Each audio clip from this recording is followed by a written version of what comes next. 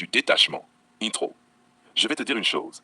Ce qui dérange le plus les gens, ce n'est pas la force, ce n'est pas l'argent, ce n'est pas la beauté.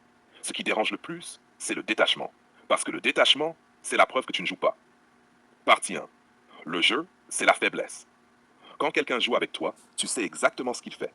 Il fait semblant, il simule, il teste, il calcule, et toi, tu es obligé de réagir. Tu dois te défendre, tu dois répondre, tu dois prouver, tu dois gérer. Mais quand quelqu'un ne joue pas, tu ne sais plus quoi faire. Parce que tu es habitué à ce que tout le monde te donne un signal. Tu es habitué à ce que tout le monde te manipule. Tu es habitué à ce que tout le monde te montre ses cartes. Mais celui qui ne joue pas, il ne montre rien. Il ne donne aucun indice. Il ne te donne aucun script. Et c'est là que tu deviens fou. Partie 2. Le détachement, c'est l'arme. Le détachement, ce n'est pas être froid. Ce n'est pas être insensible. Le détachement, c'est la liberté. Quand tu es détaché, tu n'es pas en train de courir après quelqu'un. Tu n'es pas en train de supplier. Tu n'es pas en train de te justifier. Tu es simplement là. Et quand tu es simplement là, tu deviens imprévisible. Parce que tu n'as pas besoin de résultats. Tu n'as pas besoin de validation. Tu n'as pas besoin d'un oui.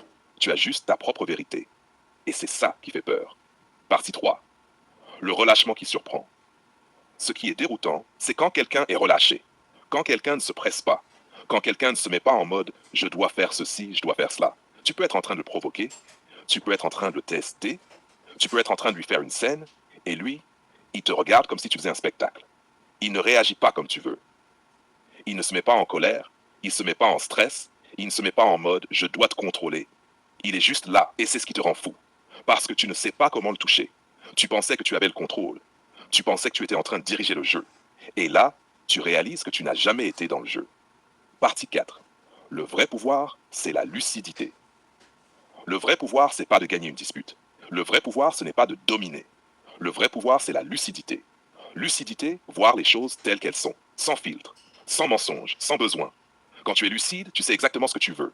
Tu sais exactement ce que tu acceptes. Et tu sais exactement ce que tu refuses. Et tu ne te fatigues pas à jouer.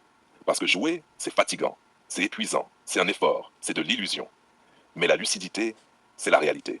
Partie 5. Le naturel, c'est la puissance. Et le naturel, c'est la conséquence du détachement. Quand tu es naturel, tu es toi. Tu ne fais pas semblant. Tu ne te transformes pas. Tu ne deviens pas quelqu'un d'autre. Tu es toi. Et c'est ça qui fait que tu surprends.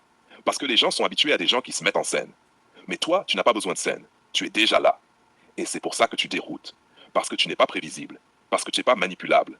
Parce que tu ne joues pas. Conclusion. Donc si tu veux le vrai pouvoir, arrête de jouer. Arrête de faire semblant. Arrête de chercher un résultat. Sois lucide, sois naturel, sois détaché.